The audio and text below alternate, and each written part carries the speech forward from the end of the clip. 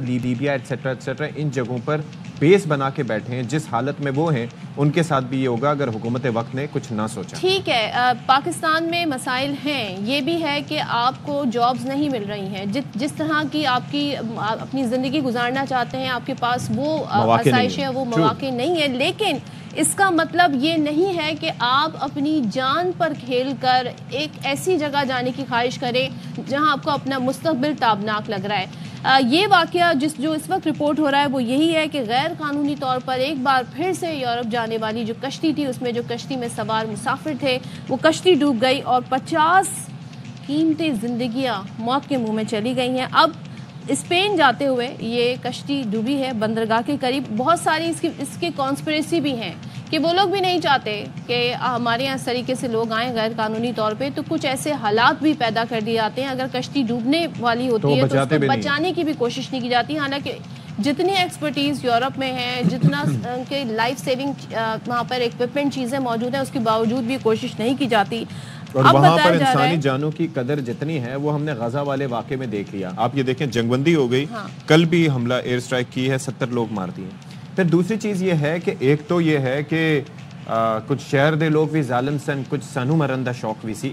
آپ یہ دیکھیے کہ یہ لوگ یہاں سے 20 25 30 40 ڈپینڈنگ کے یہ کہاں جا رہے ہیں، لاکھ روپے دے کے اپنی زرعی زمین بیچ کے یا قرضے لے کے یا اس طریقے سے جاتے ہیں. وہاں پر جا کے یہ جو ایجنٹس ہیں وہاں سے تو بہلا پھسلا کے او تسی فکر ہی نہ کرو، یہ ہو جائے گا، کم ہو جائے گا، منڈا سیٹ ہو جائے گا، ڈالر بھیجے گا، یورو بھیجے گا. وہاں پر جا کے ہوتا کیا ہے کہ کشتی جا کے سمندر میں کھڑی کر دی جاتی ہے اور کہتے ہیں جی آگے اجازت نہیں مل رہی، اتنے پیسے اور دو گے تو پھر اس کے بعد کشتی جو ہے وہ کسی جگہ پہنچ جائے گی. مجھے بات بتائیں کہ یہ وہ ٹائم نہیں ہے، یہ وہ ٹائم نہیں ہے کہ آپ کو ٹی وی تک ایکسیس نہیں ہے، آپ کو نیوز تک ایکسیس نہیں ہے. یہ جو لوگ گئے ہوں گے انہیں پتا ہوگا کہ ماضی میں اس طرح کے واقعات ہو گئے. ہم جس راستہ اپنا رہے ہیں وہ ہماری زندگی بھی لے سکتا ہے.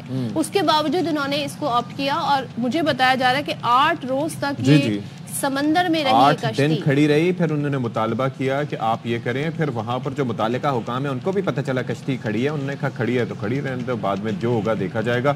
اور جو ہوا ڈوب گئی، کسی نے بچایا نہیں. لیکن اس کے اندر ایک ایلیمنٹ اور ہے صدف. آپ یہ دیکھیے کہ یہ لوگ جس طرح سے آپ نے کہا نا کہ وہاں پر ایکسیس ہے، ساری چیزیں ہیں، لیکن وہ کیا کہتے ہیں، یہ پچھلے ہمارا 10 سال کا ریکارڈ آپ دیکھ لیں.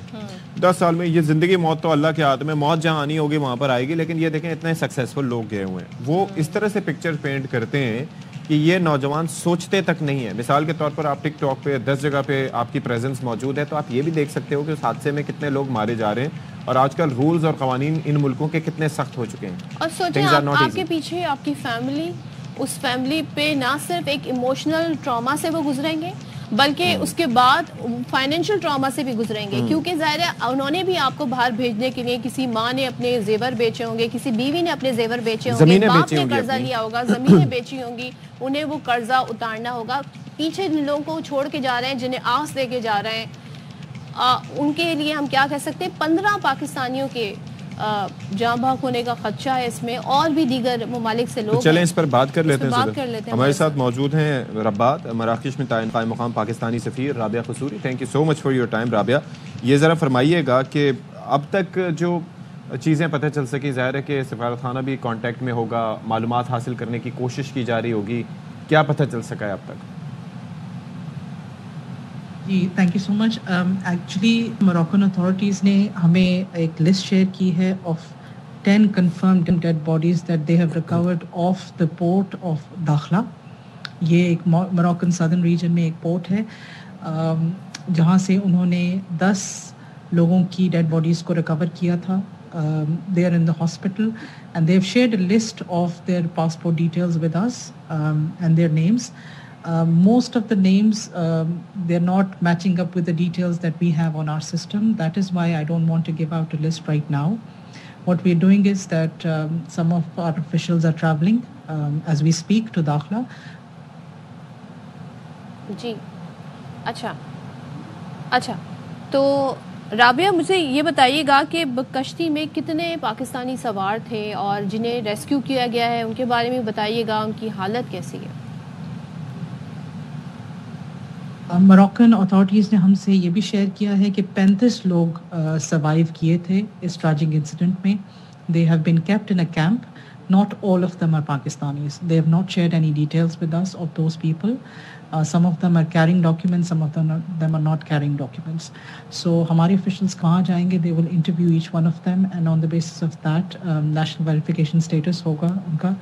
And then on the basis of this information, I'll be able to give out a complete consolidated list of all those Pakistanis that survived this very tragic incident. اچھا, اس میں سروائیورز بھی ہیں اور باقی کچھ لوگ جن لوگوں کے بارے میں ہم بتا رہے ہیں کہ 50 افراد اپنی زندگی کی بازی ہار گئے ہیں, کیا ان کی, آپ نے کہا کہ کچھ لوگوں کے پاس ڈاکیومنٹس وغیرہ بھی نہیں تھے, تو شناخت کا پروسیس کس حد تک, کہاں تک پہنچا ہے اور کب تک کمپلیٹ ہوگا پھر؟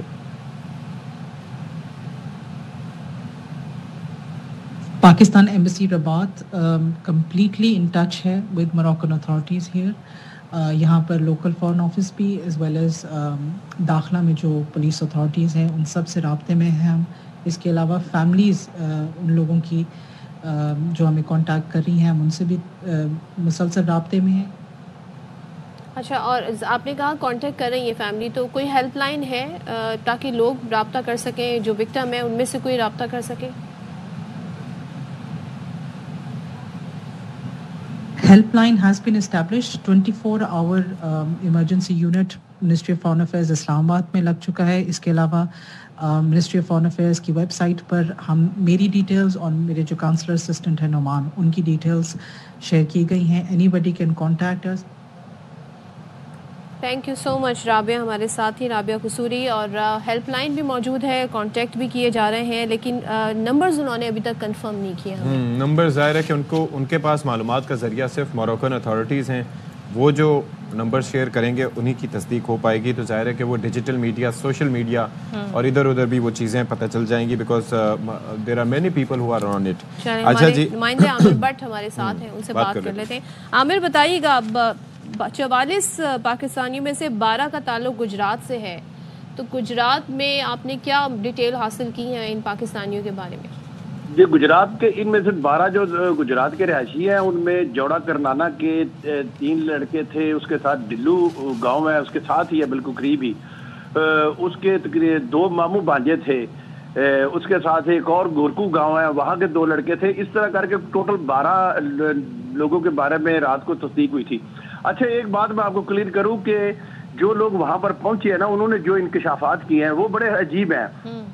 ان میں ایک جوڑا کرنانا کا لڑکا ہے عزیر بٹ, اس نے سب لوگوں کو بتایا, انہوں نے ساری فیملی کو تصدیق کی ہے. انہوں نے ایک گھر میں اس لڑکے نے فون کیا ہے, وہ ان کا دوست تھے, یہ آپس میں سارے دوست تھے, تو قریب گاؤں کے رہنے والے تھے. اس نے پھر ان سب کی نشاندہی کی ہے کہ ہم 8 روز تک وہ سمندر میں کھڑے رہے, وہ پاس سے جہاز گزرتے رہے, ہمیں دیکھتے بھی رہے, اور 400 کلومیٹر کا فاصلہ تھا جہاں سے وہ ان کا کشتی جہاں پر کھڑی تھی. پھر وہ کالوں نے جو غیر ملکی ایجنٹ تھے, انہوں نے پھر ایسے کیا کہ رات کو ہتھوڑے مار مار کے ان کو سروں میں تو ان کو دریا میں سمندر میں پھینکتے رہے. وہ کہتے ہیں جی بڑی مشکل سے وہ مچھیرے آئے ہیں, انہوں نے آ کے ہماری ہیلپ کی ہے, ہمیں یہاں سے نکالا ہے. یہ تو جب میڈیا نے اس پر شور مچایا, جو مختلف سوشل میڈیا پر جب خبریں چلی ہیں, پھر سفارت خانہ حرکت میں آیا. کل جب میری FIA سے بات ہوئی تو انہوں نے صاف انکار کر دیا, انہوں نے کہا ہمیں تو پتہ ہی نہیں اس معاملے میں, آپ سے بات سن رہے ہیں. یہ بڑی حیرانگی کی بات تھی کہ دیکھیں 2 تاریخ کو یہ کشتی نکلی ہے, 8 روز یہ سمندر میں رہی ہے, اتنا بڑا واقعہ ہو گیا ہے, ساری فیملیز کو پتہ چل گیا, لوگوں نے وہاں پر غائبانہ جنازے پڑھا دیے, ختم ہو گئے, اور ابھی تک FIA لاپتہ ہے, ان کو پتہ ہی کوئی نہیں. اور پھر یہ کہتے ہیں جی کہ ان کا نظام تفتیش یہ ہے کہ رات کو یہ عذر ڈالتے ہیں جی کہ وہ ایجنٹ اس لیے نکل جاتے ہیں جی کہ فیملیز ہمیں صحیح بندہ بتاتے نہیں ہیں. اگر صحیح بندہ نہیں بتاتے تو یہ کرتے کیا ہے وہاں پر, کیا ان کی انویسٹیگیشن کرتی کیا ہے جب ان کے پاس اصل ایجنٹ نہیں ہوتے, اصل ایجنٹ جب پکڑا نہیں جاتا تو اسی طرح کے اقدامات ہوتے ہیں, اسی طرح سے لوگوں کے بچے نکلتے ہیں, یہ لوگ سہانے خواب دکھاتے ہیں. اور ایک بڑی بات میں آپ کو بتاتا ہوں کہ ڈسٹرکٹ گجرات یہ پورے پاکستان کا واحد ڈسٹرکٹ ہے جہاں پر سب سے زیادہ تارکین وطن یورپ, امریکہ, کینیڈا اور دیگر ممالک میں موجود ہے. سب سے زیادہ لوگ گجرات کے ہیں. اس کے بعد منڈی بہاولدین کے لوگ ہیں, سرائے عالمگیر جیلم کے لوگ ہیں, یہ میرپور کے لوگ ہیں, یہ سب سے زیادہ تعداد جو ہے نا وہ گجرات کی ہے. چلیں اس پہ فردر بھی ہم بات کرتے ہیں. آپ کا بہت شکریہ, آپ ہمارے ساتھ موجود رہے.